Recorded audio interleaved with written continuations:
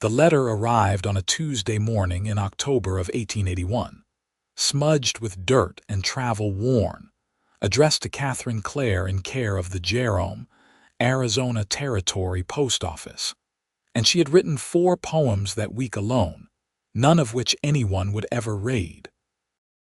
Katherine stepped off the stagecoach with her carpetbag clutched tight against her ribs, her green dress wrinkled beyond recognition, and her leather journal pressed close to her heart beneath her traveling cloak. The Arizona sun beat down on Jerome's steep hillside streets with an intensity that made Boston seem like a distant, foggy dream. Copper mines scarred the mountain above the town, and the streets smelled of dust, horses, and the acrid tang of smelting ore. She had responded to an advertisement placed by a rancher named Gerald Preston, who needed a wife to help manage his household, cook his meals, and provide companionship in the isolated stretches of land outside this mining town. Her hands trembled as she looked around the bustling street. Miners walked past in groups, their faces blackened with copper dust. Women in practical skirts hurried between the general store and the butcher's shop. A saloon piano played somewhere nearby, and the whole town seemed to pulse with a frantic energy that made her Boston boarding house seem tranquil in comparison. "Miss Claire," a deep voice cut through her observations. Katherine turned and found herself looking at a man who stood a full head taller than her own modest height. Gerald Preston was somewhere in his late 20s, she guessed, with sun-darkened skin and eyes the color of creek water after a storm. He wore clean denim trousers, a brown shirt with the sleeves rolled to his elbows, and a hat that had seen better days but was well maintained. His face was weathered but kind, with lines around his eyes that suggested he smiled often, though he was not smiling now. He looked nervous. "Mr. Preston." She extended her hand, and he shook it gently, as though afraid she might break. "Welcome to Jerome. I hope the journey was not too difficult." His voice carried a slight drawl, something she had not expected from his letters, which had been formal and grammatically perfect. "It was long," she admitted, "but I am here now." They stood in awkward silence for a moment, 2 strangers bound by correspondence and desperation.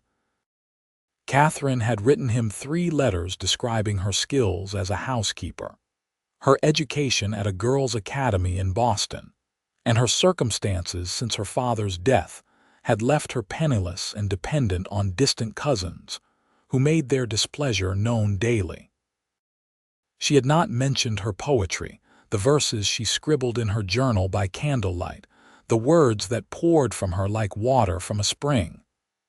"I have a wagon waiting," Gerald said finally, gesturing toward a sturdy-looking rig hitched to 2 horses. "The ranch is about an hour's ride from here. We can stop at the general store first if you need anything."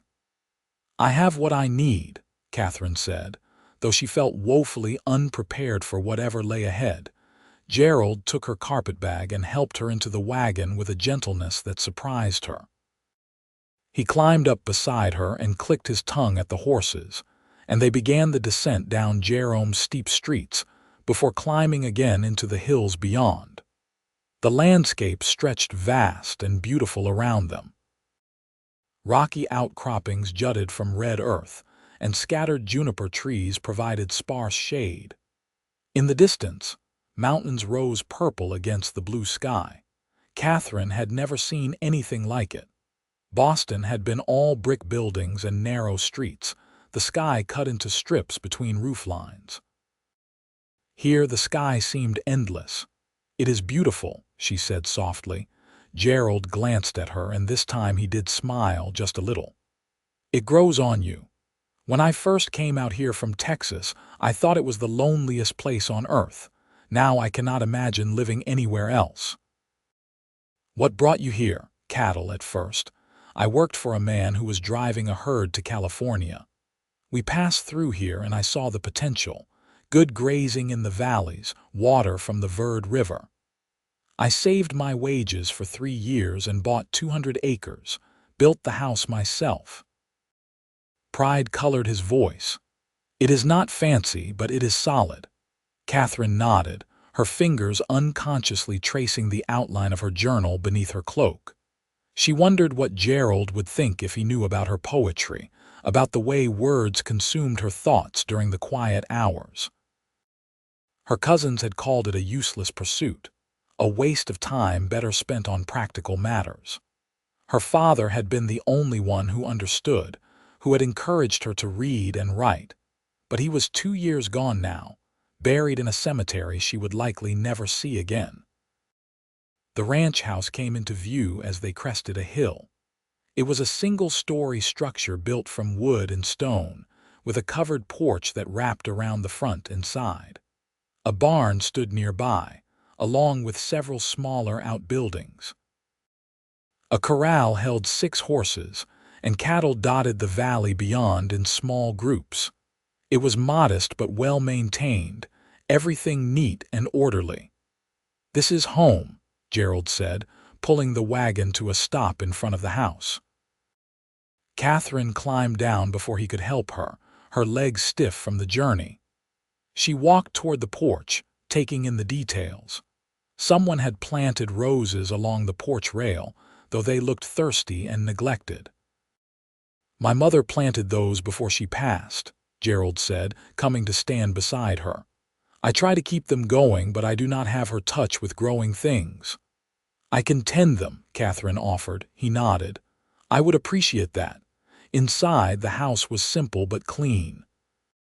A main room served as kitchen and sitting area combined, with a large stone fireplace dominating one wall. A rough-hewn table and chairs occupied the kitchen space, and 2 worn armchairs sat near the fireplace. Doorways led to what Katherine assumed were bedrooms. Gerald set her bag down and removed his hat, running a hand through his dark hair. "The bedroom on the right is mine. The one on the left is yours. There is a 3rd room I use for storage. The house has a good roof and the fireplace draws well. Water comes from the well behind the house." He paused, looking uncomfortable. "I thought we should wait a bit before making things official. Give you time to settle, make sure this is what you want." Katherine felt relief wash through her. She had been dreading the wedding night with a stranger, the intimacy that would be expected. "That is kind of you. We can go into town next week and see the preacher when you are ready." He cleared his throat. "I should show you around, help you get situated." For the next hour, Gerald showed her the layout of the ranch. The barn where he kept tools and tack, the chicken coop that needed daily tending, the root cellar stocked with preserves and vegetables. He was patient in his explanations, thorough without being condescending. Katherine found herself relaxing slightly in his presence. That evening, Katherine prepared dinner from the supplies she found in the kitchen. Gerald had stocked bacon, beans, flour, and potatoes in abundance. She made biscuits and fried bacon, boiled coffee in a battered pot. They ate together at the table, the silence between them less awkward now. "You are a good cook," Gerald said. "Thank you. My aunt insisted I learn all the practical skills." "Did you have other interests? Before you came here," Katherine hesitated, her fork pausing midway to her mouth. "I read a great deal. Poetry mostly." "I like poetry," Gerald said, and something in his voice made her look up sharply.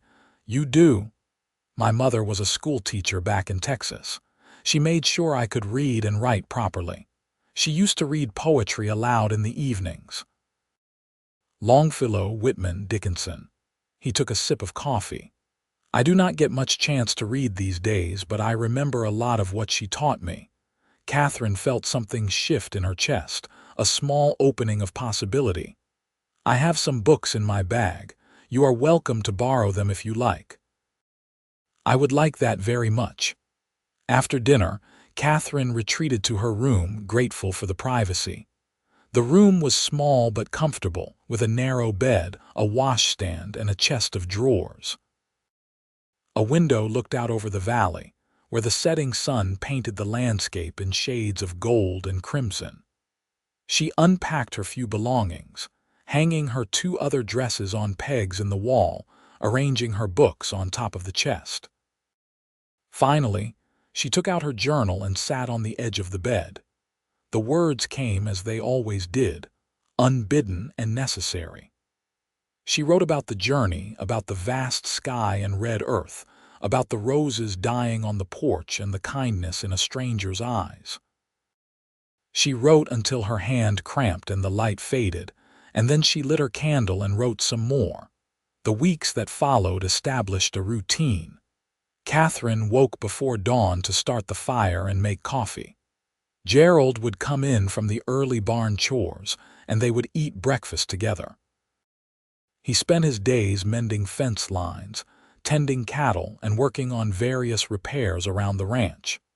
She kept the house, tended the chickens, and slowly brought the rose bushes back to life with careful watering and attention. In the evenings, they would eat dinner and sometimes sit together by the fire, reading or talking quietly. Katherine wrote every day. In the morning after Gerald left the house, she would sit at the table with her coffee and journal, letting the words flow. In the afternoon, while bread dough rose or beans simmered, she would scribble verses on scraps of paper. At night, by candlelight in her room, she would transcribe everything into her journal, refining and polishing. She never showed Gerald her poetry. The habit of secrecy was too ingrained, the fear of mockery or dismissal too strong. But she did leave one of her poetry books on the table, a collection of Emily Dickinson's work that had been her father's gift on her 16th birthday. She noticed it had moved one evening, and when she checked, she saw that Gerald had marked his place with a piece of twine. "I hope you do not mind that I borrowed it," he said when he saw her looking. "Not at all. That is why I left it out. Dickinson has a strange way with words, but I like it. The way she breaks things apart, looks at them from odd angles." He poured himself more coffee. "My mother would have liked her work. You speak of your mother with great love."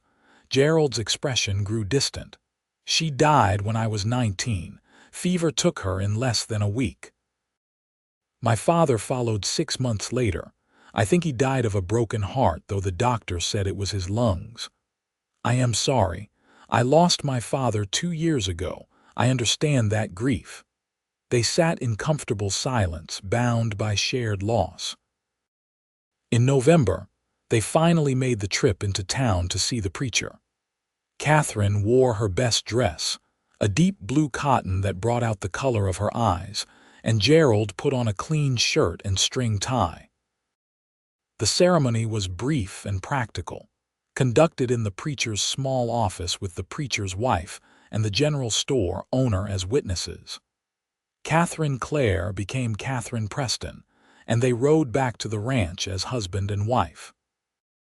That night, Gerald stood in the doorway between the main room and the hallway, his hat in his hands. "I meant what I said before. We can take our time with things. I do not want you to feel forced into anything you are not ready for." Katherine felt a rush of gratitude and something else, something warmer. "You have been very kind to me, Gerald, more than I expected." "You deserve kindness, Katherine." She went to her room alone that night, but she found herself thinking about Gerald in a new way, noticing the strength in his hands, the way his eyes crinkled when he smiled, the gentleness in his voice when he spoke to the horses. December brought cold winds and occasional snow that dusted the red earth white. Katherine spent more time indoors, baking and mending and writing. She filled page after page of her journal with poems about the desert landscape, about loneliness and belonging, about the strange intimacy of living with a kind stranger who was becoming less strange every day. One evening she left a piece of paper on the table, a poem she had written that afternoon. She did not think about it, simply left it there while she went to fetch more wood for the fire. When she returned, Gerald was standing at the table, reading the paper. Her heart seized with panic. "I am sorry," she said quickly, reaching for it. "I did not mean to leave that there." Gerald looked up, his expression unreadable. "Did you write this?" She nodded, unable to speak. "Katherine, this is beautiful." He looked back down at the paper. "May I keep it?" "Keep it? Why would you want to keep it?" "Because it is yours, and it is beautiful, and I would like to read it again." He met her eyes. "You are very talented."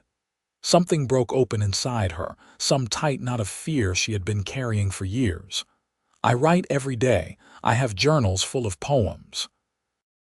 My cousins said it was a waste, that no one would ever want to read them." "Your cousins were fools." Gerald's voice was firm. "Would you let me read more? I would understand if you wanted to keep them private, but I would be honored if you would share them with me." Katherine went to her room and returned with her current journal, the leather cover worn smooth from handling. She handed it to Gerald with trembling hands. He took it reverently and sat in his chair by the fire. Katherine tried to busy herself with mending, but she could not concentrate. She watched him from beneath her eyelashes as he read, turning pages slowly, sometimes pausing to reread a passage. The fire crackled. The wind howled outside. Gerald read. Finally, he looked up, and she saw that his eyes were wet. "Katherine, these are remarkable. The way you write about the land, about feeling out of place and then finding home. This one about the roses on the porch, about tending broken things back to life." He shook his head in wonder. "You have a real gift. No one has ever said that before, except my father." Then no one else was paying attention. He closed the journal carefully.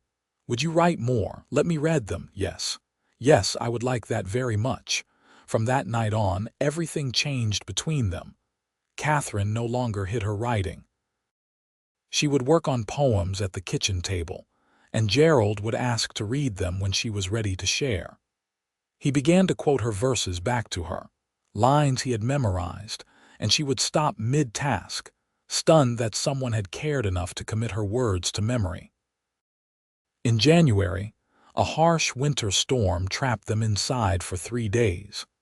They spent the time reading aloud to each other, talking about everything and nothing, learning each other's stories. Gerald told her about growing up on a small ranch in Texas, about his dreams of having his own place, about the loneliness of the past few years. Katherine spoke of her childhood in Boston, her father's bookshop, the grief of losing him, and the desperation that had led her to answer a mail-order bride advertisement. "I am glad you answered my letter," Gerald said on the third night, as they sat close to the fire for warmth. "I know this was not the life you imagined for yourself." "I did not imagine any life at all," Katherine admitted. "I was so lost after my father died. But here, in this strange place, I feel like I am finally becoming someone real." Gerald reached over and took her hand, the first time he had initiated such contact. "You were always real, Katherine. You just needed someone to see you." She looked at their joined hands, at the way his calloused fingers wrapped around hers with such care. "You see me," she whispered. "I do. And what I see is extraordinary." That night, Katherine did not go to her room alone. She and Gerald moved together tentatively, shyly, two people learning the language of intimacy with patience and tenderness. He was gentle with her, attentive and careful, and Katherine discovered that desire was not something to fear, but something that could be beautiful when shared with someone who truly saw her. February brought warmer days and the first signs of spring. Katherine's roses began to bud, small green shoots promising future blooms. The cattle grew fat on new grass, and Gerald began talking about expanding the herd. Katherine wrote poem after poem, and Gerald memorized every word. One afternoon, Katherine was kneading bread dough at the table when Gerald came in from the barn. He looked troubled. "What is wrong?" she asked, wiping flour from her hands. "I need to make a cattle drive to Prescott next week. The army fort there is buying beef, and the money would let us buy that additional grazing land I mentioned. But it means I would be gone for at least 10 days, possibly 2 weeks. He looked at her worriedly. "I do not like leaving you alone." "I can manage," Katherine said firmly. "I am not as fragile as I look." "I know you are not fragile, but this is isolated country. If something happened, if you needed help, it would take time for anyone to get here." "What if I came with you?" Gerald blinked in surprise. "To Prescott? It is a rough trip, Katherine.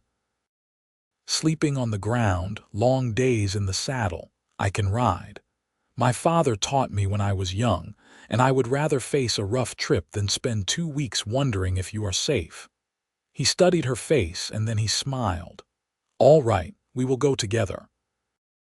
They spent 3 days preparing for the drive. Gerald selected 12 head of cattle, all young steers in good condition. He taught Katherine how to handle a rope, how to read the cattle's movements, how to work with the herd rather than against it. She proved to be a quick learner, and though she was not as strong as Gerald, she was clever and observant. They left on a clear morning in late February, driving the small herd northwest toward Prescott. Gerald rode his big bay gelding, and Katherine rode a smaller sorrel mare named Rosie, who had a sweet disposition. They moved slowly, letting the cattle graze as they went, camping at night under stars so bright and numerous that Katherine could hardly believe they were real. Each night, by the light of their campfire, Katherine would write.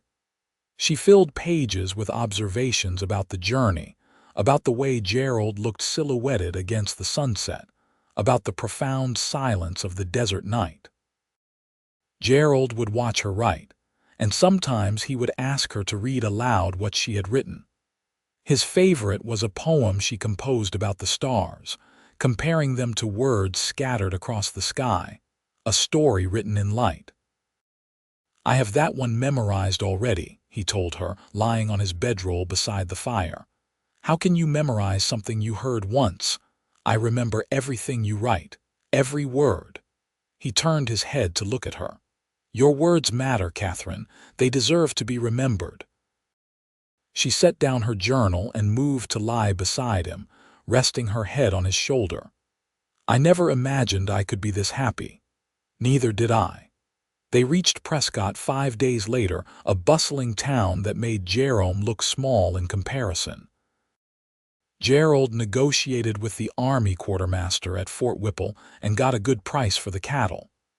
They stayed in a hotel that night, a luxury after days of sleeping on the ground, and in the morning they explored the town. Katherine stopped at a small bookshop and spent some of their earnings on a new journal and a book of Walt Whitman's poetry. Gerald bought supplies and a new saddle for Katherine, insisting that if she was going to be a rancher's wife who rode the range with him, she needed proper equipment. As they loaded their purchases into the wagon Gerald had rented for the trip back, a woman approached them. She was older, perhaps 50, with silver-streaked hair and intelligent eyes. "Excuse me," she said, addressing Katherine. "I could not help but notice the journal you purchased." "Are you a writer?" Katherine hesitated, old insecurities rising. Gerald put his hand on her back, a silent encouragement. "I write poetry," Katherine said. "How wonderful. I run a small literary society here in Prescott. We meet monthly to share our work and discuss literature. It is mostly women, though we have a few men who attend. Would you be interested in joining us for our next meeting? It is tomorrow evening." Katherine looked at Gerald, uncertain. They had planned to leave the next morning. "We can stay an extra day," Gerald said immediately. "You should go." The next evening, Katherine found herself in the parlor of a large house on the outskirts of Prescott, surrounded by 15 other people, mostly women ranging in age from 20 to 60. They took turns reading their work, some poetry, some prose. The quality varied, but the passion was universal. When it was Catherine's turn, she read a poem she had written about leaving Boston and finding a new home in the Arizona Territory. The room was silent when she finished. Then the older woman who had invited her, Mrs. Charlotte Morrison, began to clap, and the others joined in. "That was exceptional," Mrs. Morrison said. "You have a true gift, my dear. Where did you study?" "I did not study formally. My father encouraged my reading and writing, but I have no training. Talent like yours does not require training, though it would benefit from community." Mrs. Morrison leaned forward. "Would you consider sending us your poems? We publish a quarterly collection of work from our members. Nothing fancy, just a small journal we circulate among literary societies in the territory, but it would give your work an audience." Catherine felt dizzy with the possibility. Yes, I would like that very much. She walked back to the hotel that night feeling as though she were floating. Gerald met her at the door, clearly having waited up. "How was it?" he asked. "They want to publish my poems." "Not all of them, just selected ones in a quarterly journal. It is only a small circulation, but Gerald, people would read my words." He picked her up and spun her around, both of them laughing. "I am so proud of you, Catherine. You deserve this. You deserve to be read and celebrated. This is all because of you. If you had not encouraged me, if you had not cared about my writing, I never would have had the courage to share it. You would have found your way eventually. I just helped you see what was already there." They returned to the ranch with lighter hearts and fuller pockets. The additional grazing land Gerald wanted came up for sale, and they were able to purchase it. Spring arrived in full force, painting the desert with wildflowers. Catherine's roses bloomed, their red petals bright against the weathered porch rail. Every week, Catherine sent poems to Mrs. Morrison in Prescott. Every few days, Gerald would ask her to read him something new, and he would commit it to memory with that uncanny ability of his. Catherine began to test him, reading longer and more complex pieces, but he never failed to remember every word. "How do you do it?" she asked one evening, amazed as he recited back a sonnet she had written that morning. "I do not know. I just hear your voice in my head, saying the words, and they stay there," he smiled. "Besides, why would I want to forget? Every poem is a piece of you, a window into how you see the world. I want to keep all of that." In May, a package arrived from Prescott. Inside was a slim volume bound in green cloth, titled Voices of the Territory, a quarterly collection. Catherine's hands shook as she opened it and found 3 of her poems included, published under her name, Katherine Preston. "Look," she breathed, showing Gerald. "My words in print." "The first of many," he said confidently. That summer, they worked side by side, building their life together. Gerald taught Catherine to handle cattle, and she proved to have a natural skill with the animals.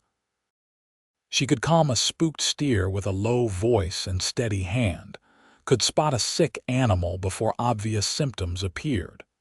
Together, they increased their herd and improved their grazing land. Catherine continued to write and submit her work. By autumn, she had been published in 3 more issues of the quarterly collection, and Mrs. Morrison wrote to say that several readers had specifically requested more of her work.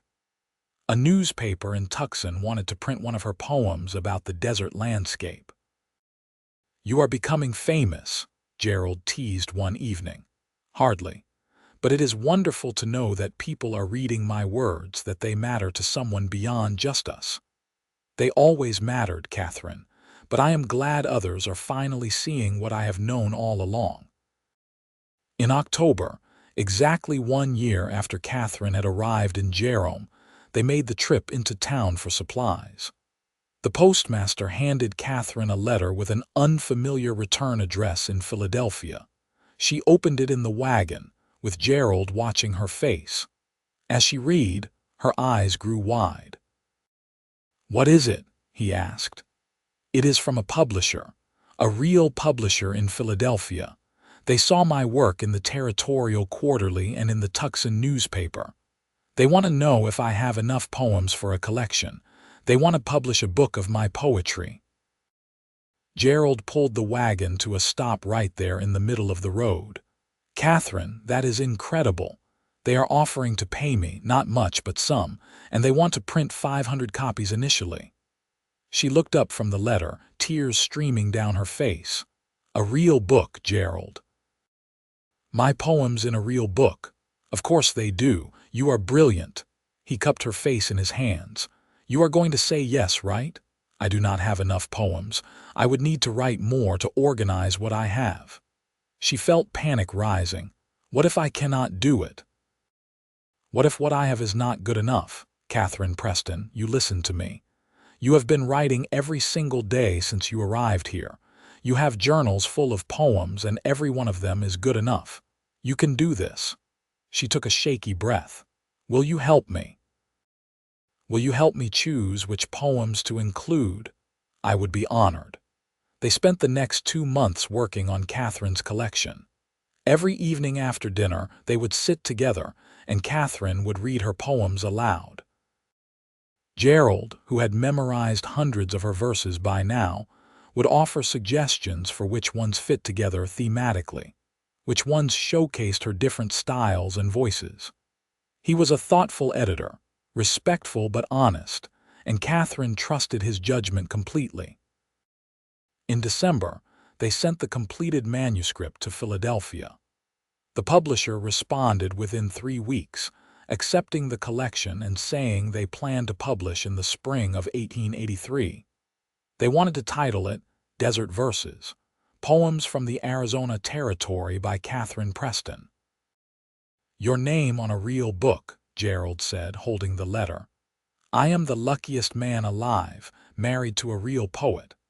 I would still be scribbling in secret if not for you. You are the first person who ever truly believed in me. I will always believe in you." Winter passed quietly. They received Christmas gifts from Mrs. Morrison and the Prescott Literary Society, a beautiful leather-bound journal for Katherine, and a first edition of Longfellow for their shared library. Katherine wrote steadily, already thinking about a second collection. Gerald ran the ranch with Katherine at his side, the two of them a seamless team. In February, Katherine realized she had missed her monthly courses. A doctor in Jerome confirmed what she suspected. She was with child. She told Gerald that evening as they sat by the fire. He was quiet for a long moment, and then he pulled her into his arms. "A baby," he whispered. "We are going to have a baby. Are you happy?" Happy does not begin to cover it. Terrified, amazed, grateful, all of those things. He pulled back to look at her. "Are you happy?" "Yes, so very happy." The baby was due in October, the doctor said.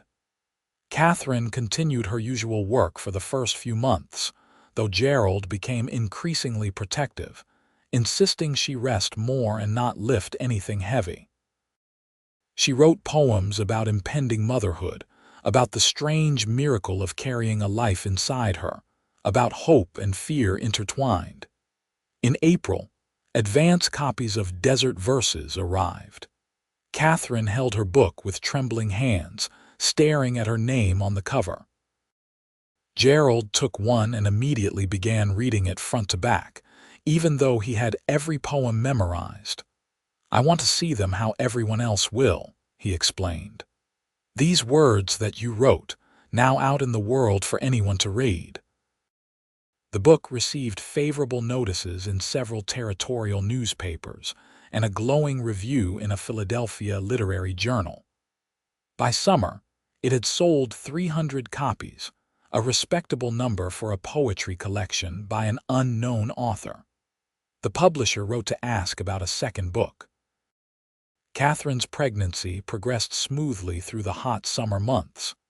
She grew large and uncomfortable, but continued to write, finding that the creative urge did not diminish with her expanding waistline. Gerald pampered her shamelessly, bringing her cold water, rubbing her swollen feet, reading aloud to her in the evenings. In early October, 2 years after Katherine had first arrived in Jerome, their son was born. The labor was long and difficult, but Katherine was strong, and the doctor who came from town was competent. When the baby finally arrived, squalling and red-faced, Gerald wept openly. They named him Thomas Patrick Preston, after both their fathers. He was a healthy baby with dark hair like Gerald's and Katherine's green eyes. Gerald was besotted from the first moment, holding his son with a mixture of terror and absolute love. "He is perfect," Gerald said, sitting beside Katherine's bed, the baby cradled carefully in his arms. "He is," Katherine agreed, exhausted but happy. "Are you going to write poems about him?" "Undoubtedly. Many, many poems." Katherine did write about Thomas, about the overwhelming love of motherhood, about sleepless nights and tiny fingers grasping hers, about watching Gerald become a father. She also wrote about other things, because her vision of the world had expanded rather than narrowed with motherhood. She wrote about drought that came that winter, about helping a cow through a difficult birth, about the changing light on the mountains through the seasons. Her second book, Home Ground, New Poems, was published in 1884 to even better reviews than the first. A critic in San Francisco called her the voice of the New West, capturing both its harshness and its beauty with equal skill.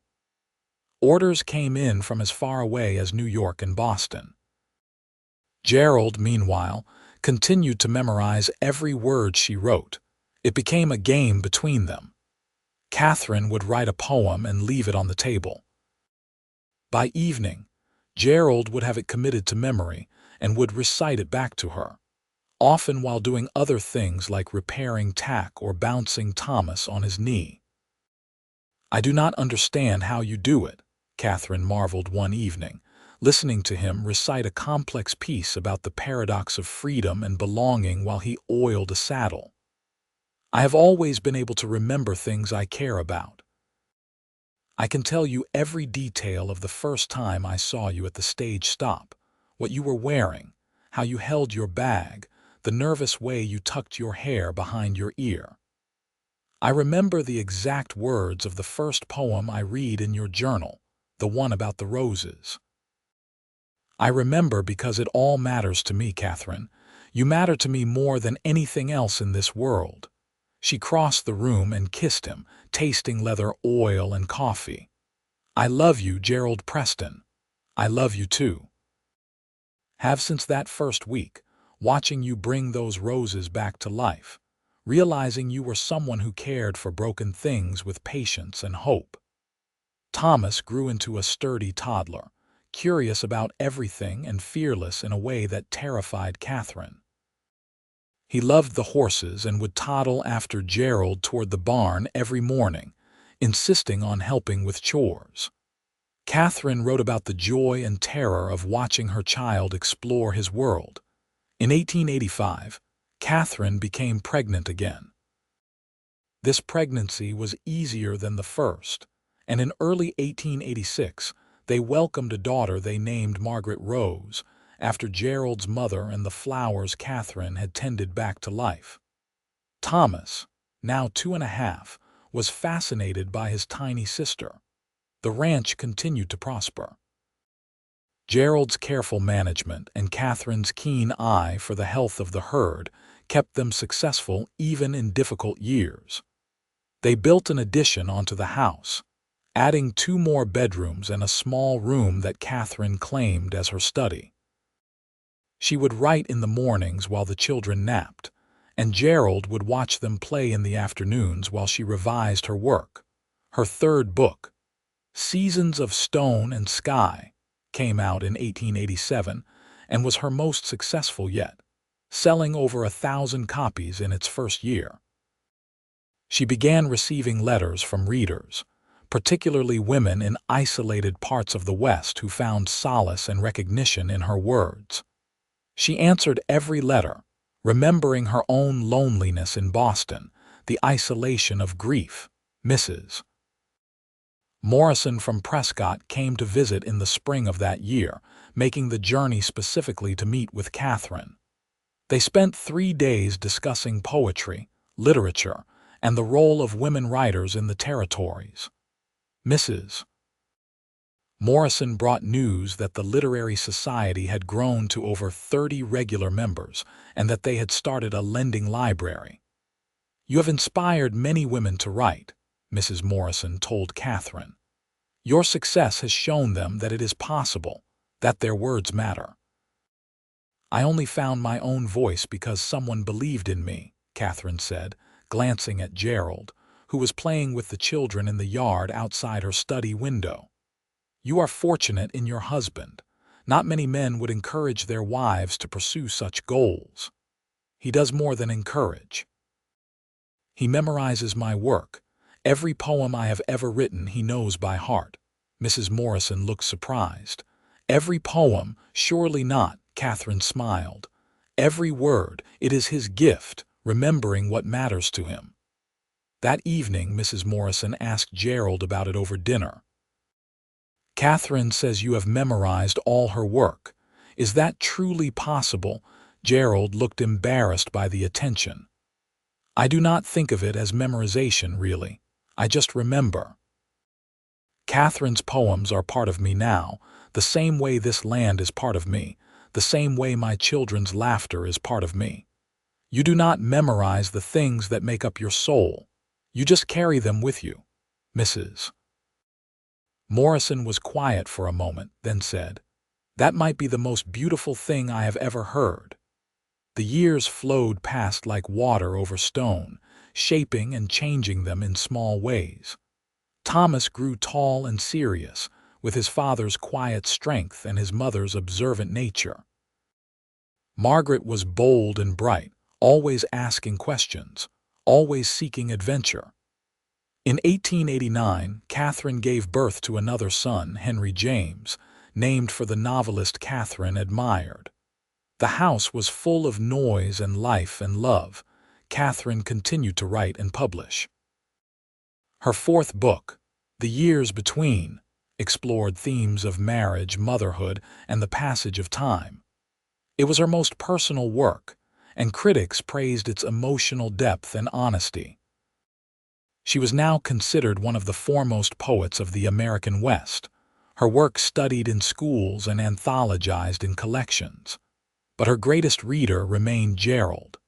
He still memorized every word she wrote, still quoted her verses back to her at unexpected moments. He would recite her poems while riding fence lines, while working in the barn, while rocking a fretful child to sleep. Her words had become his prayers, his meditation, his way of moving through the world. In 1891, a university in San Francisco invited Katherine to give a reading and lecture. It would mean a week away from home, traveling by train to California. She was reluctant to leave the children, now 6, 5, and 2, but Gerald insisted. "You should go," he said firmly. "This is recognition you deserve. Mrs. Morrison can help me with the children, and we will manage fine." "Are you certain, Katherine, you are a real poet? A successful, published, respected poet. You should share your work with the world, not hide it away on a ranch in Arizona." She went, and the reading was a tremendous success. Over 200 people attended, filling the university hall. Katherine read for an hour, selections from all 4 of her books, and the audience was rapt. Afterward, dozens of people lined up to have her sign their copies of her work, to thank her for her words, to tell her how her poems had touched them. A young woman, perhaps 19, waited until the end of the line. "Miss Preston, I just wanted to thank you.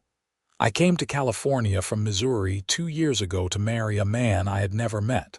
I was so lonely and frightened. But I found your first book, Desert Verses, and the poems about finding home in a strange place.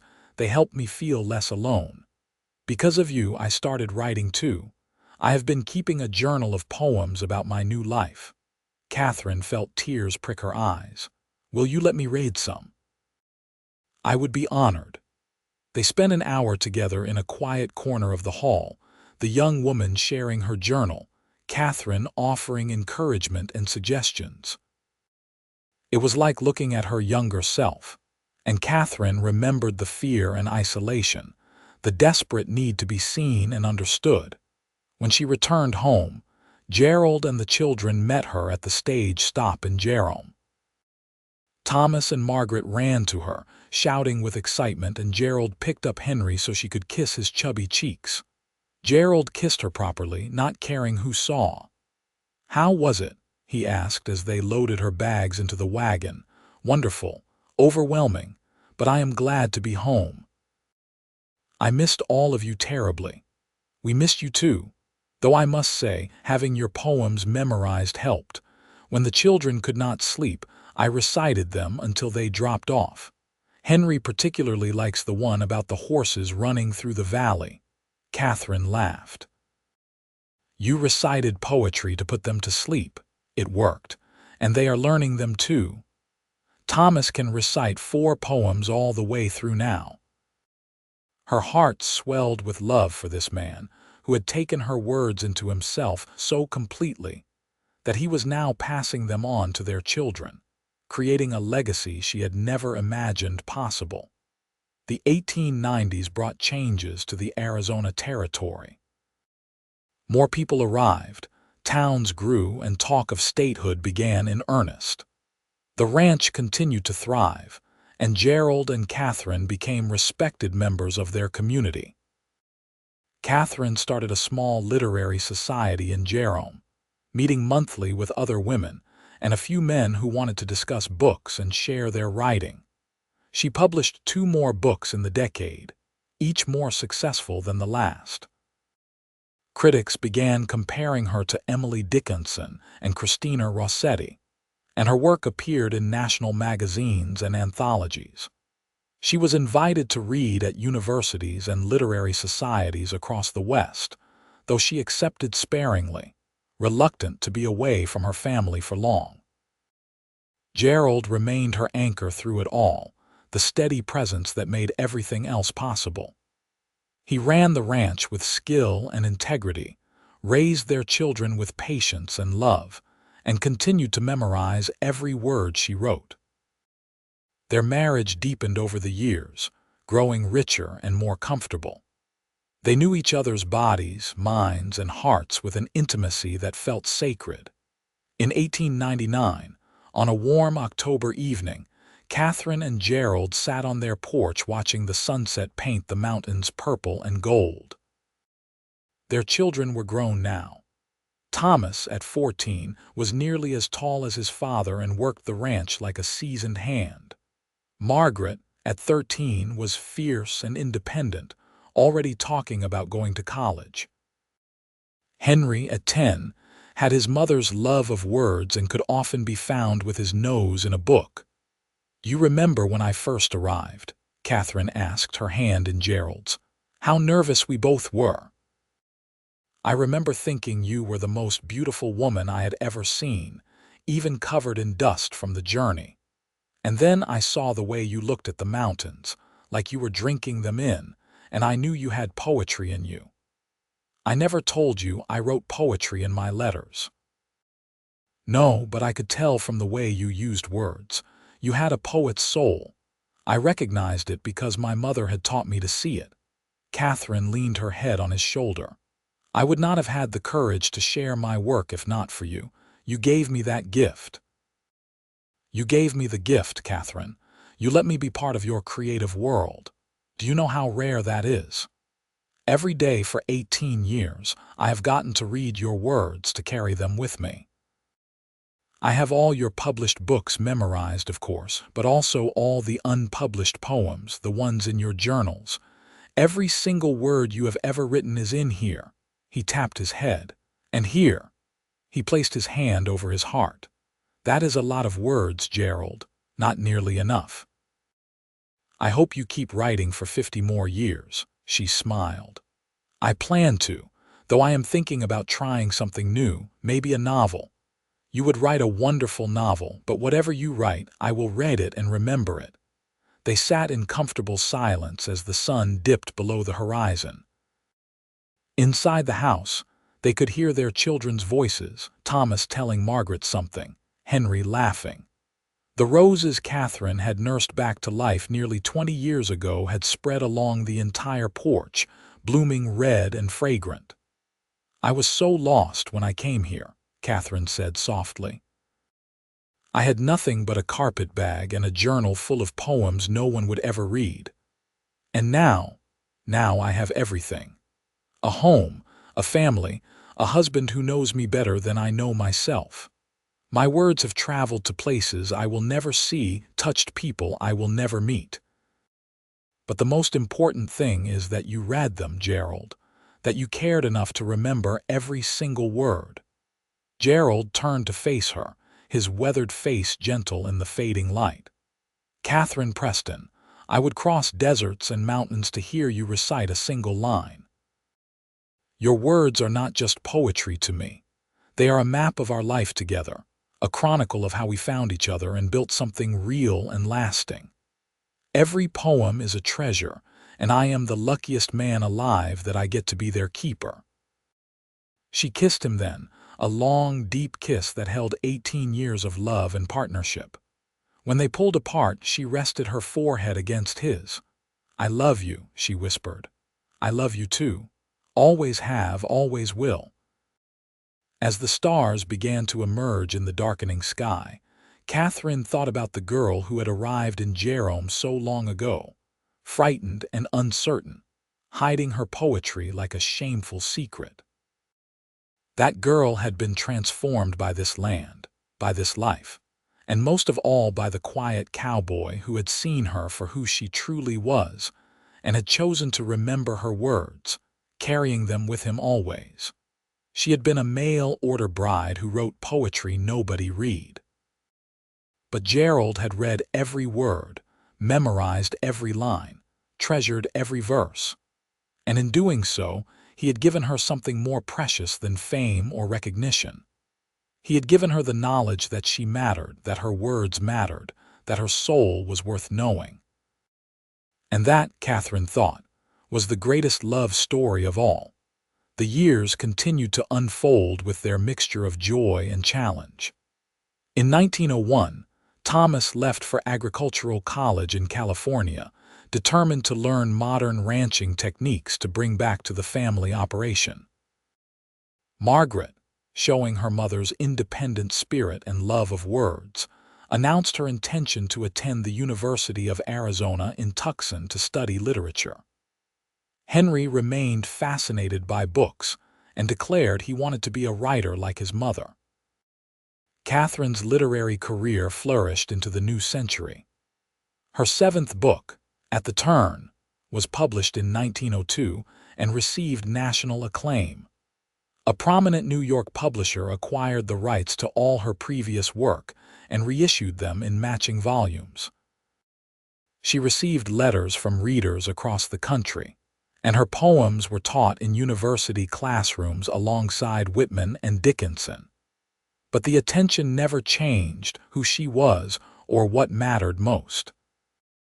Every morning, she still sat at her kitchen table with her coffee and journal, writing new verses. Every evening, Gerald still read whatever she had written that day and committed it to memory.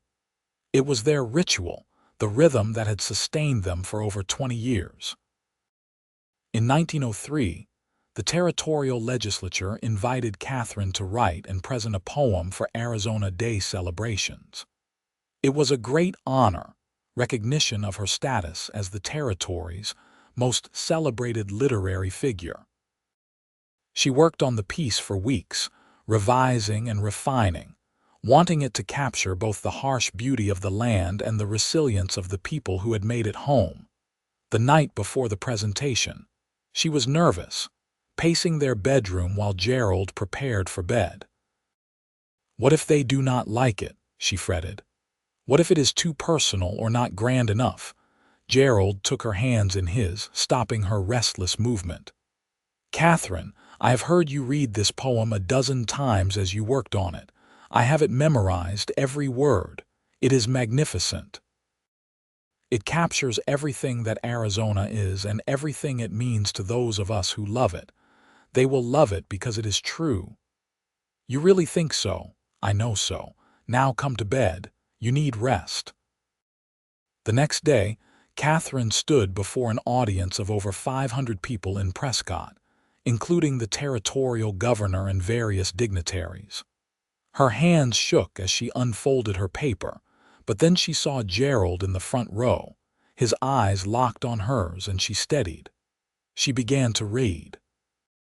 The poem, titled Territory, wove together images of desert and mountain, mining camps and ranches, the diverse peoples who had made Arizona their home, and the dreams that had drawn them all there. It spoke of hardship and hope, isolation and community, the way the land shaped those who lived on it and was shaped by them in turn. When she finished, the silence lasted for 3 heartbeats, and then the applause began, thunderous and sustained. The governor himself congratulated her afterward. Mrs. Preston, that was extraordinary. You have given voice to all of us who call this territory home. But the praise that mattered most came from Gerald, who hugged her tightly and whispered, "That was the best thing you have ever written, and I would know since I remember everything." That evening at a reception hosted by Mrs. Morrison and the Prescott Literary Society, Catherine was surrounded by admirers and well-wishers. A young couple approached her, the woman heavily pregnant, the man protective at her side. "Mrs. Preston," the woman said shyly, "we wanted to thank you. I came here as a mail-order bride 3 years ago, terrified and alone. My husband gave me your first book, Desert Verses, and told me it was the story of how his parents met and built their life together. Reading about your journey gave me courage for my own." Catherine felt her throat tighten. "That is very kind of you to say." "It is true," the young man added. "Your story gives hope to people like us, people who take chances on love and new beginnings." After they walked away, Gerald slipped his arm around Catherine's waist. "You see, your words matter in ways you never even imagined. Not just as poetry, but as a record of what is possible." "We did build something good, didn't we?" Catherine said, looking up at him. "We built something extraordinary.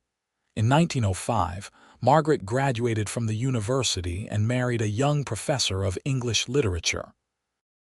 They settled in Tucson, and Margaret began teaching and writing literary criticism. Thomas returned from California with new ideas for the ranch and a bride of his own, a practical woman named Sarah who fit seamlessly into ranch life. Henry, at 16, was already having his own poems published in territorial periodicals. Catherine and Gerald became grandparents in 1906, when Thomas and Sarah had a daughter. Then, in 1907, Margaret gave birth to twin boys. Henry showed no signs of settling down, too absorbed in his studies and writing, but that was fine. The house that had been so full of noise and activity for years grew quieter as the children built their own lives, but it was a contented quiet, the piece of a job well done. Catherine's 8th book, Legacy, explored themes of aging, legacy, and the passing of knowledge from one generation to the next. It was more contemplative than her earlier work, and some critics called it her most mature and accomplished book yet. She wrote poems about watching her children become adults, about the bittersweet joy of letting go, about the enduring nature of love. Gerald, now in his early 50s, still ran the ranch with the same dedication he always had, though he let Thomas take on more responsibility. His hair was more silver than dark now, and lines creased his weathered face, but he was still strong and capable. And he still memorized every word Catherine wrote. One morning in 1908, Katherine woke to find Gerald standing at their bedroom window, looking out at the dawn breaking over the mountains. She came to stand beside him. "What are you thinking about?" she asked. "I was reciting your poems in my head." All of them in order, starting from the very first one I ever read, that piece about the roses. He smiled. "Do you know how many poems you have written in the 27 years since you arrived here?" "I have no idea. Hundreds, certainly. 1,643. "I have counted. I have them all memorized." Katherine stared at him in astonishment. "That cannot be possible." "But it is. 1,643 poems, from the shortest three-line piece to the longest epic work. Every word committed to memory. Gerald, that is astounding. That is tens of thousands of lines of poetry." He turned to face her, taking her hands. "Katherine, you are the love of my life. Your words are a part of me, as essential as breathing. Why would I not remember them?" She felt tears slip down her cheeks. "I still cannot believe that I found you, that you found me. What were the chances that a literate cowboy who loved poetry would place an advertisement for a mail-order bride, and that a lonely woman who wrote poetry would answer it? I think we were always meant to find each other. The universe arranged it." They held each other as the sun rose higher, painting their room in gold light. After all these years, the connection between them remained as strong as ever, deepened by shared history and mutual respect. Katherine published 2 more books over the next 5 years. The Quiet Hours came out in 1910, and Full Circle in 1913. Both were critically acclaimed and commercially successful. She was now considered one of the great American poets, her work studied in universities across the country. But she remained grounded in her life on the ranch, surrounded by family and the land she had come to love. In 1914, the clouds of war began gathering in Europe, though the conflict seemed far away from their small corner of Arizona. Thomas and Sarah now had 3 children. Margaret and her husband had 4, and Henry had finally married a schoolteacher from Jerome and was working on his first novel. The family gathered regularly at the ranch, and the house would fill again with the noise and laughter of grandchildren. Gerald, at 60, remained vigorous, though he had finally agreed to let Thomas take over the day-to-day running of the ranch. He and Katherine spent more time together, riding through the property, sitting on the porch in the evenings, reading and talking. They had grown old together gracefully, their love deepening with each passing year. One evening in late 1914, Katherine finished a new poem and handed it to Gerald, as she always did. He read it slowly, his lips moving silently as he committed it to memory. When he finished, he looked at her with tears in his eyes. "This is about us," he said, "about our whole life together. It is. I wanted to write something that captured everything we have been to each other." The poem, titled "The Keeper of Words," told the story of a lonely woman who wrote poetry nobody read, and the man who had memorized every word she ever penned. It spoke of love as an act of witnessing, of being truly seen and known. It explored the intimacy of sharing one's creative soul with another person and having that gift treasured and preserved. "Katherine, this is perfect. This is our story. Our story is not finished yet. We have years ahead of us still." "I hope so." "I want to memorize 10,000 more of your poems," she laughed. "I will do my best to provide them." In February of 1912, Arizona finally achieved statehood. Katherine was invited to read at the celebrations in Phoenix, and she chose to read "Territory," the poem she had written years earlier for Arizona Day. The audience included the new state's governor and congressional delegation, along with hundreds of citizens. It was a moment of pride and history, and Katherine was honored to be part of it.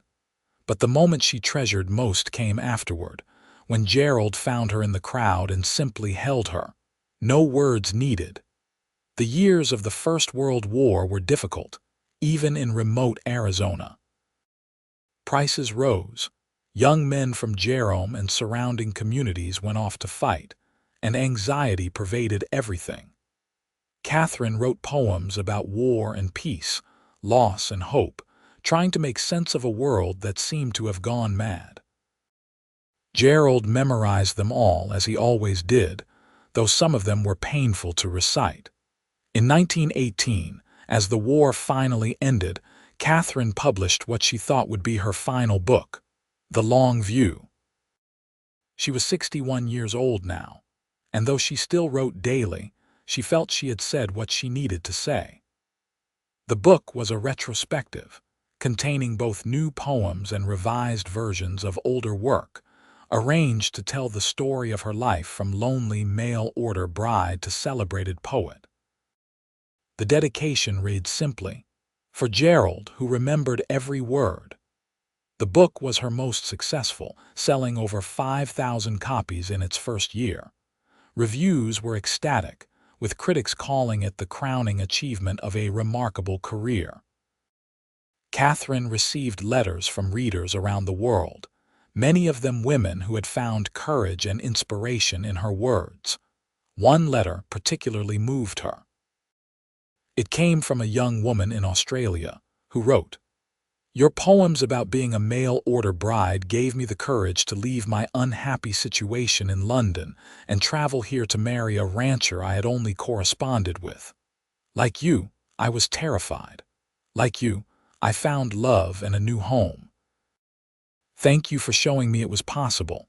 Katherine shared the letter with Gerald, who smiled. "You see, your words have traveled around the world, touching lives we will never know about. That is the power of poetry, of truth told beautifully. I am glad my words have helped others. But they helped me first. Writing saved me when I had nothing else. And sharing those words with me saved us both. We saved each other, Katherine." They sat together on their porch, as they had thousands of evenings before, watching the sun set over land they had worked and loved for nearly 40 years. Their children were grown and successful, their grandchildren thriving. The ranch was prosperous and would continue through the next generation. They had built a legacy of love and words and remembered moments. In the spring of 1920, Katherine was diagnosed with a heart condition. The doctor in Jerome said it was not immediately life-threatening but urged her to slow down, rest more, and avoid stress. She was 63, Gerald was 66, and they both knew they were entering the final chapter of their lives. Katherine continued to write, though less prolifically. She worked on a memoir about her years as a mail-order bride, the early days on the ranch, and her unlikely path to becoming a published poet. She wrote about Gerald, about his gift for remembering her words, about how his love and support had made everything possible. Gerald, meanwhile, seemed determined to make every day count. He took Katherine on slow rides through the property, pointing out places where important moments had happened. Here was where he had first kissed her. There was the spot where Thomas had learned to ride. That was the view that had inspired her most famous poem. He was creating a map of their shared memories, ensuring nothing was forgotten. One evening in early autumn of 1921, 40 years after Katherine had first arrived in Jerome, they sat on their porch with their children and grandchildren gathered around. It was a rare occasion to have everyone together, and Katherine felt overwhelmed with gratitude for this life she had built. Thomas stood and raised his glass. "To Mother and Father, who showed all of us what love and partnership look like. You built this ranch and this family through hard work and devotion to each other. We are all blessed to be your legacy." Margaret added, "Mother, your words have inspired not just us but thousands of readers. You have given voice to the voiceless and told stories that needed telling. We are so proud of you." Henry, now a successful novelist himself, said, "You taught me that words matter, that stories need to be told and preserved. But more than that, you and Father showed me what it means to truly support another person's dreams. Father, you memorizing all of Mother's work is the most romantic thing I have ever heard of." Gerald cleared his throat, clearly emotional. "Your mother is the greatest person I have ever known. Every day for 40 years, she has given me the gift of her words, and I have tried to honor that gift by remembering them. I cannot think of a better way to have spent my life than loving her and carrying her poetry with me always." Katherine wiped tears from her eyes. "I was so lost when I came here. I had nothing, was nobody. But all of you, especially Gerald, showed me that I mattered, that my words mattered. I cannot imagine what my life would have been if I had not found this place, this family, this love." The evening deepened into night, filled with laughter and stories, with grandchildren running through the house, with the simple joy of family gathered together. Katherine looked around at the faces she loved most in the world and felt complete. 2 years later, in the summer of 1923, Katherine's heart finally gave out. She died peacefully in her sleep, Gerald beside her, having lived a full and remarkable life. She was 66 years old and had published 10 books of poetry, a memoir, and countless individual poems in magazines and journals. She had gone from unknown mail-order bride to celebrated poet, had raised 3 successful children, and had loved and been loved deeply.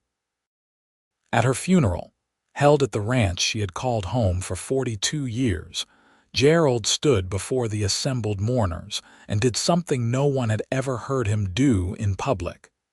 He recited Katherine's poems. For 2 hours, he stood there and recited from memory, starting with the very first poem he had ever read in her journal, the one about the dying roses on the porch. He moved chronologically through her work, reciting poem after poem, painting a picture of her evolution as a writer and as a person. People sat mesmerized, realizing they were witnessing something extraordinary.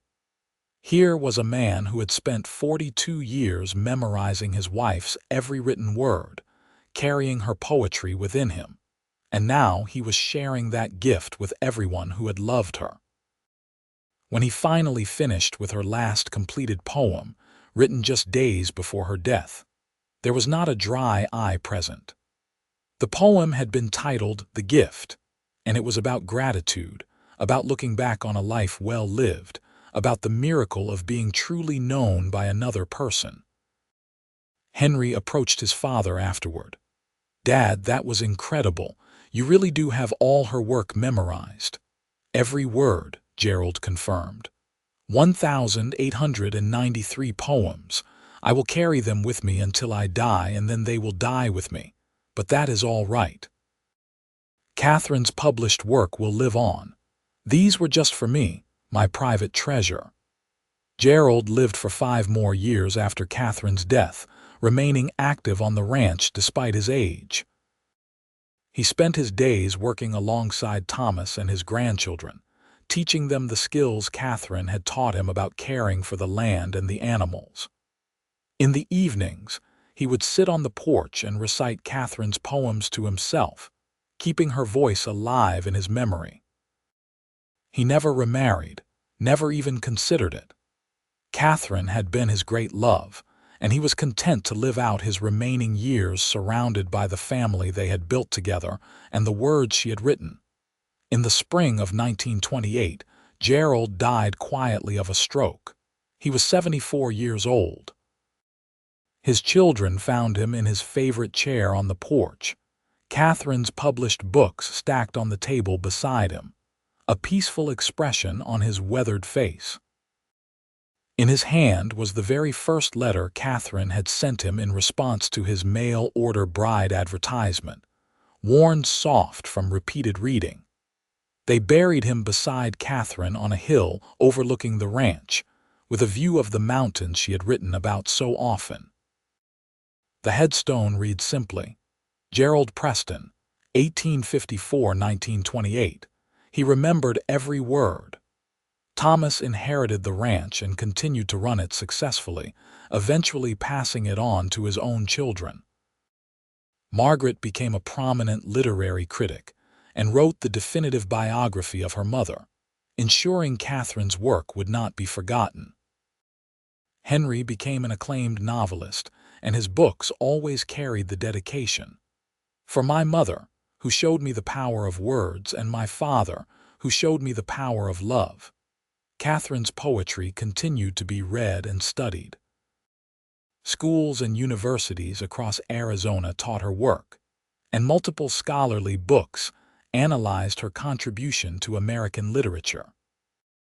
The house where she had lived and written for 42 years was eventually turned into a museum, preserving not just her manuscripts and published books, but also the life she and Gerald had built together. But perhaps the most touching tribute came from an unexpected source. In 1935, one of Gerald and Catherine's great-granddaughters, a girl of 12 named Catherine Rose, stood before her 7th grade class and recited one of her great-grandmother's poems from memory. When asked how she had learned it, she explained that her grandfather Thomas had taught it to her, having learned it from his father Gerald, who had memorized all of Catherine's work. "My great-grandfather believed that love meant remembering," young Catherine Rose told her classmates. "He memorized every poem my great-grandmother ever wrote because he wanted to carry her words with him always. And now we carry them too, passing them down through our family, keeping her voice alive." The teacher, moved by this story, began incorporating Katherine Preston's poetry into her curriculum. Other teachers in Arizona followed suit, and soon Catherine's work was being taught in schools across the state. A new generation discovered her words, found inspiration in her journey from lonely mail-order bride to celebrated poet. The ranch remained in the family for generations, each new generation learning the story of how it all began. The tale of the mail-order bride who wrote poetry nobody read, and the literate cowboy who memorized every word she ever penned, became family legend, passed down alongside the poems themselves. The roses Catherine had tended back to life in 1881 continued to bloom on the porch every summer, now over 50 years old, their roots deep in the Arizona soil. Each spring, family members would gather to tend them, remembering the woman who had brought them back from the brink and the life she had built in this harsh, beautiful place. And sometimes, on quiet evenings when the wind blew just right across the hills, people would swear they could hear voices on the porch of the old ranch house. A woman's voice reading poetry, and a man's voice reciting the words back to her. An eternal conversation between two souls who had found each other across the distance and built something lasting from words and love and mutual devotion. Katherine Claire had arrived in Jerome, Arizona territory, in October of 1881 with nothing but a carpetbag and a journal full of poems she thought nobody would ever read. She had been desperate, alone, and uncertain of her future. But she had found Gerald Preston, a man who saw her truly, who recognized the value of her words and committed them to memory, carrying them with him always as a testament to his love. Together, they had built a ranch, raised a family, and created a legacy that extended far beyond either of them. Catherine's poetry touched thousands of readers, giving voice to the experiences of women in the American West, capturing the beauty and harshness of the frontier, and exploring universal themes of love, loss, belonging, and hope. But perhaps more importantly, her words had been treasured by the person who mattered most. Gerald had memorized every poem, every verse, every line. He had carried her words within him, recited them to himself and to their children, and in doing so, had given Katherine the greatest gift a writer can receive: the knowledge that her words mattered, that they were valued and preserved and loved. Their story became legend in Arizona, a testament to the power of love, the importance of supporting another's dreams, and the extraordinary things that can happen when two lonely people find each other and build something beautiful together. The mail-order bride and the cowboy, united by words and love, their legacy living on in the land they tended, the children they raised, and the poems that would be read for generations to come. And in the end, that was everything. That was more than Katherine had ever dreamed possible when she stepped off that stagecoach in Jerome so many years ago. She had found home, found love, found her voice, and found someone who would remember every word she ever wrote. What more could any writer, any person, ask for? The sun set over the Arizona landscape, as it had thousands of times before, painting the sky in shades of gold and crimson. The ranch house stood solid on its foundation, built by Gerald's hands and filled with Katherine's words. The roses bloomed on the porch. The mountains stood eternal in the distance. And somewhere in the wind, in the rustling of the juniper trees, in the rhythm of the land itself, Katherine's poetry lived on, remembered and treasured, just as she had always hoped it would be.